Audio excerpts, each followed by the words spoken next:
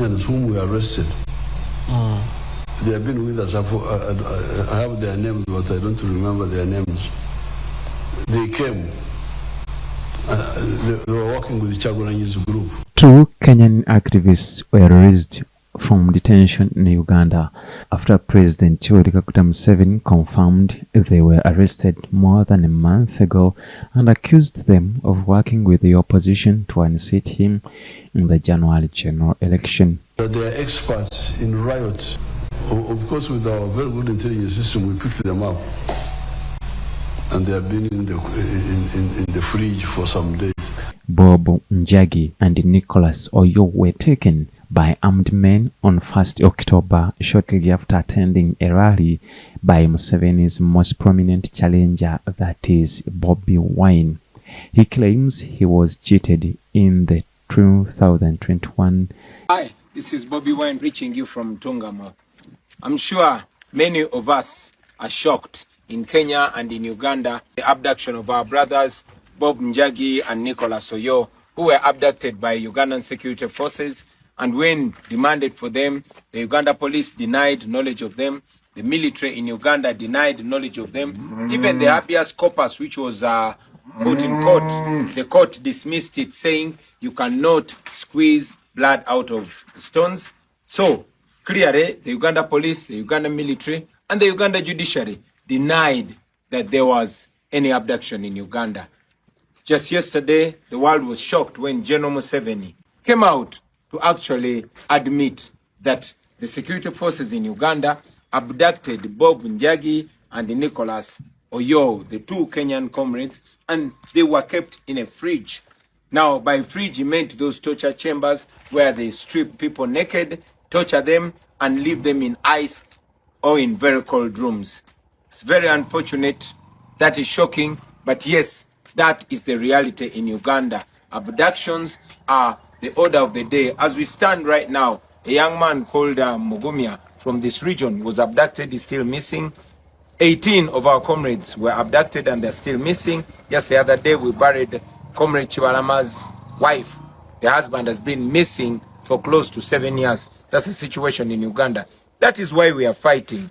That is why we want to change, to remove this regime and restore human rights, restore democracy, restore security and safety and guarantee of human dignity. We intend to strip the president of the powers to appoint judges, of the powers to appoint the Electoral Commission, and to ensure that we have an independent judiciary. The judiciary in Uganda is in the pocket of the president, where the courts don't work, regardless of where you go. Courts don't work, no institution works. This should be a wake-up call to all of us, not only Ugandans, but even our brothers and sisters from all over East Africa and Africa. Now, these are 2 Kenyan citizens that were abducted and were missing for 37 days. The government denied them, police denied them, the military denied them, even the judiciary dismissed the case, only for General Museveni, their boss, to come out and confirm that his forces actually abducted these 2 Kenyans. This should be a wake-up call to all of us, and we vote out this regime of blood and national shame. Election. Kenya's Foreign Affairs Minister Musalia Mudavadi on Saturday said the 2 were released to the Kenyan ambassador after weeks of open and constructive communication. The activists arrived back home on Saturday, saying they were held in a military facility guarded by Uganda Special Forces under the humane condition. They did not elaborate. In the capital Kampala, Museveni told reporters on Saturday night that any attempt to protest in the country would end up badly, as happened during the deadly November 2020 protests over Bobi Wine's arrest. He was later released. They were working with the Kyagulanyi's group. They are experts in riots, Museveni said, referring to Bobi Wine's real name. Museveni also said that Kenyan officials asked him to either charge them or release them. He said any other person attempting to mislead young people in Uganda would be arrested and detained. Now, some Kenyan leaders rang me and said that I should hand them back I should either put them in jail here or hand them back. Nobody will disturb our peace. If anybody tries, we shall easily deal with him. You saw what happened to people who came from near the border in Congo. They were finished in a very short time. Museveni, 80, seeking a 7th term in office, has defied calls for his retirement as critics warn that he has veered into authoritarianism with virtually no opposition, including within his governing National Resistance Movement party. They have been with us. I have their names, but I don't remember their names. They came.